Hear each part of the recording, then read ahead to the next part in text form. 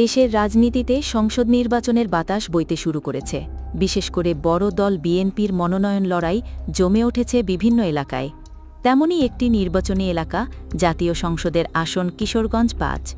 বিএনপির অভ্যন্তরীণ মনোনয়ন লড়াইয়ের পাশাপাশি এখানে উঠে এসেছে একই দলের জোটসঙ্গী আরেক দলের নেতার নাম। ভিন্ন দলের হলেও তিনিও পেয়ে যেতে পারেন ধানের শীষ।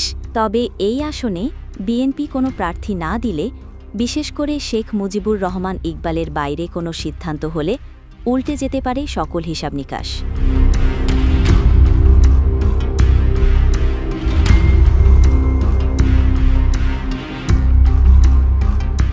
একসময় কিশোরগঞ্জ জেলায় ছিল ৭টি সংসদীয় আসন। সে সময় নিকলী ও বাজিতপুর উপজেলা নিয়ে গঠিত সংসদীয় আসনের নাম ছিল কিশোরগঞ্জ ৬। তবে ২০০৮ সালের নির্বাচনের আগে সীমানা পুনর্বিন্যাসে কিশোরগঞ্জ জেলায় একটি আসন কমে যায়। তখন থেকে নিকলী ও বাজিতপুর নিয়ে আসনটি হয়ে যায় কিশোরগঞ্জ ৫। বিএনপির ঘাঁটি হিসাবে পরিচিত এই নির্বাচনী এলাকায় ১৯৯১ সাল থেকে ২০০১ সাল পর্যন্ত প্রতিটি নির্বাচনে জয় পেয়েছে বিএনপি। এর মধ্যে ১৯৯৬ সালের ১২ জুন ও ২০০১ সালের নির্বাচনে সংসদ সদস্য হয়েছিলেন মুজিবুর রহমান মঞ্জু। ২০০১ সালে তার সাথে প্রয়াত রাষ্ট্রপতি আওয়ামী লীগের জিল্লুর রহমান পরাজিত হয়েছিলেন। ২০১৫ সালে মারা গেছেন বিএনপি নেতা মুজিবুর রহমান মঞ্জু।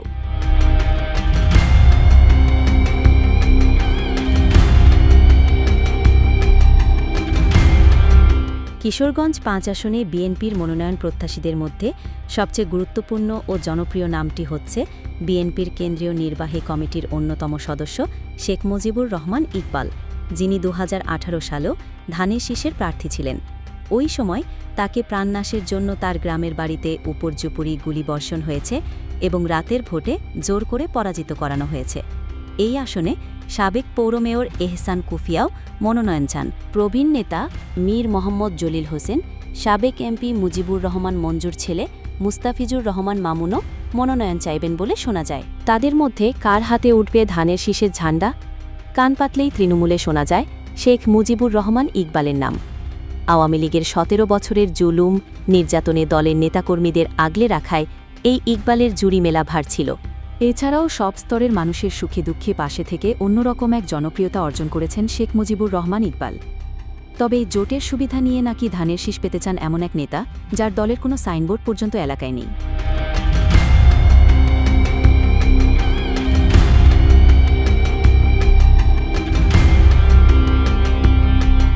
বিএনপিতে মনোনয়ন দৌড়ে কেন একচেটিয়া অবস্থান ইকবালের? দলের নেতাকর্মীরাই বলেন, আওয়ামী লীগ সরকারের বিরুদ্ধে বিএনপির আন্দোলন সংগ্রামে ইকবাল ছিলেন সামনের সারিতে। নিকলী ও বাজিতপুরে বিএনপির মধ্যে গড়ে তুলেছেন নিজের শক্তিশালী কর্মী বাহিনী। আওয়ামী লীগ সরকারের সকল মিথ্যা মামলায় নেতাকর্মীদের আইনি সহায়তা দেওয়া, আর্থিক সহায়তা করার ক্ষেত্রে তিনি অগ্রণী ভূমিকা রেখেছেন। স্থানীয়ভাবে জনপ্রিয়তার পাশাপাশি দলের হাইকমান্ডের সাথে যোগাযোগ তাকে মনোনয়ন লড়াইয়ে সবার চেয়ে এগিয়ে রেখেছে বলেই কিশোরগঞ্জ ৫ আসনের বিএনপি নেতাকর্মী ও সমর্থকদের অধিকাংশের ধারণা।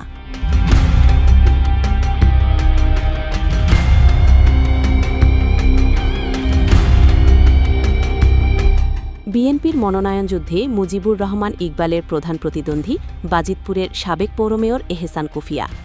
স্থানীয়ভাবে তিনি গণসংযোগের মাধ্যমে নিজের প্রার্থিতার জানান দিচ্ছেন।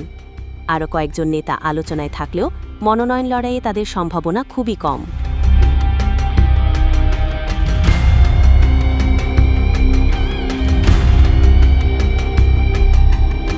তবে বিএনপির এই দুই নেতার লড়াইয়ের মধ্যেই আলোচনায় নতুন মাত্রা যোগ করেছে জোটের রাজনীতি। বিএনপির নেতৃত্বে বিগত বছরগুলোতে আওয়ামী লীগ সরকারের বিরুদ্ধে আন্দোলন করেছে ১২ দলীয় জোট। বর্তমানে এই জোটের সমন্বয়ক ও বাংলাদেশ জাতীয় দলের চেয়ারম্যান সৈয়দ এহসানুল হুদা, তিনিও এই আসন থেকে নির্বাচন করার ঘোষণা দিয়েছেন। তাকে সার্বিক সহযোগিতা করার জন্য বিএনপির কেন্দ্রীয় পর্যায় থেকে কিশোরগঞ্জ জেলা বিএনপিকে চিঠি দেওয়া হয়েছে। তবে তৃণমূলে তার ও তার দলের কোনো অবস্থান নেই। তার প্রয়াত পিতা সৈয়দ সিরাজুল হুদা স্থানীয় সরকার নির্বাচন সহ রাষ্ট্রপতি নির্বাচনে অংশ নিয়ে জামানত বাজেয়াপ্ত হয়ে আলোচনা সমালোচনার খোরাক ছিলেন বিভিন্ন সময়।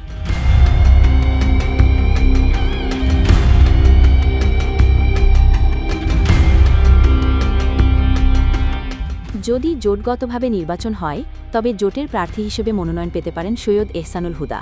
তিনি এমন প্রচারণা করলেও সেটা তৃণমূলে কোনো প্রভাব ফেলতে পারছে না। তৃণমূলের পরীক্ষিত বিএনপি নেতাকর্মীরা তাদের পরীক্ষিত নেতা শেখ মুজিবুর রহমানের পেছনেই একাট্টা। কেন্দ্রীয় বিএনপি এই পরিস্থিতিতে সৈয়দ এহসানুল হুদাকে আদৌ সমর্থন দেবে কিনা বা দিলে স্থানীয় নেতাকর্মী তাকে কতটা গ্রহণ করবেন তা অনেক চিন্তার বিষয়। কারণ অতীতেও এই আসনে জোটের প্রার্থীকে নিয়ে স্থানীয় বিএনপি অসন্তোষ দেখা গিয়েছিল। তাই এহসানুল হুদা শেষমেশ ঢাকায় প্রার্থিতা চাইবেন এমন গুঞ্জন আছে।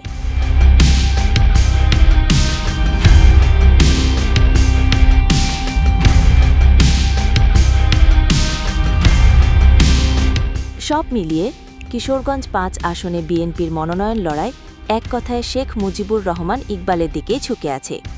একদিকে দলের পরীক্ষিত নেতারা, অন্যদিকে জোটের সমীকরণ।